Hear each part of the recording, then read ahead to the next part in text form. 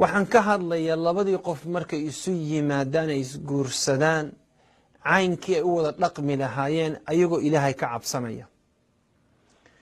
waxaad moodaa maanta dhalinyaro fara badani inay guurka moodeen inuu yahay barnaamij telefisyon laga daawanayo oo kale, oo xaggooda waxa weeye maanta berita shalaan isbarannay, maantana waynu isguursanaynaa, beritana waynu kala tegaynaa.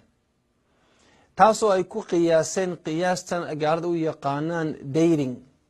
datingku waa inan iyo inan saaxiiba, way isterigareynayaan inay isku wanaagsananayaan iyo inay isjeclaan karaan iyo inay wada socon karaan, way iska wada noolaanayaan, way wada seexanayaan, way wada lugeynayaan, way soo wada cashaynayaan, guriba wada degayaan.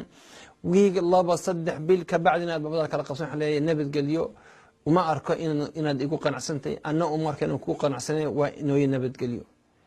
dhalinyaro fara badan oo tashabac ku sameeyey telefisyonaday daawanayeen iyo aflaamtay daawanayeen iyo riwaayadahay daawanayeen iyo waxay akhrisanayeen oo dhaqankii gaalada aad moodid inuu u noqday asaas u noqday oo wax walba ku saleyn dhaqankii gaalada ayaa intay isguursadaan beritana kala boodaya. waxaa cajiiba markii hore markuu qofku ordo inantani waxay isqabeen sanad oo way kala tageen, waanu ka nixi jiray oo waanu odhan jiray war maxaa dhacay, inantii maxaa ku dhacay, inankii maxaa ku dhacay. imika laakiin waxaad arkaysaa qaar bil wada joogay, qaar wiig wada joogay iyo qaar maalin wada joogay. waxay ku kala tegayaanna waa wax bilaa macnaa, yacni waxaan inaka aynu odhan karo waa sabab wanaagsan iyo qiil wanaagsan ma aha. ilaahay subxaanahu watacaala qur'aanka wuxuu leeyahay at-talaaqu marratayn, in la isfuro waa 2 goor oo waa xalaal. cidina ma diidayso, saxaabadina way isfuri jireen radia allahu canhum ajmaciin, laakiin de wax bilaa macnaa iskumay furi jirin intooda badani,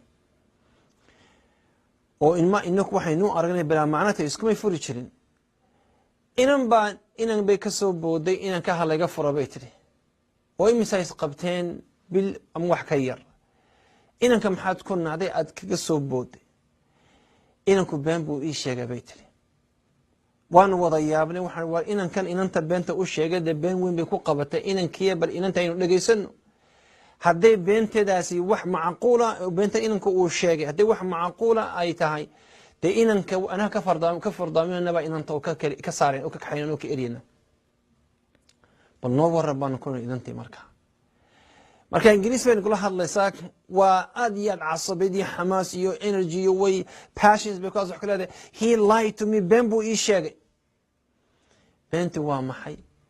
waxay tihi ninkani inuu habeenkii markuu seexdo khooriyo iimuu sheegay intaanu isguursanin. imika markaan aqal wada degnay aanu guri wada galnay uu habeenkii seexday, habeenkii ugu horeeyey ayaa naxay. oo maxaad ka naxday? khooradiisii. marka he lied to me, been buu ii sheegay, ninkan iga fura.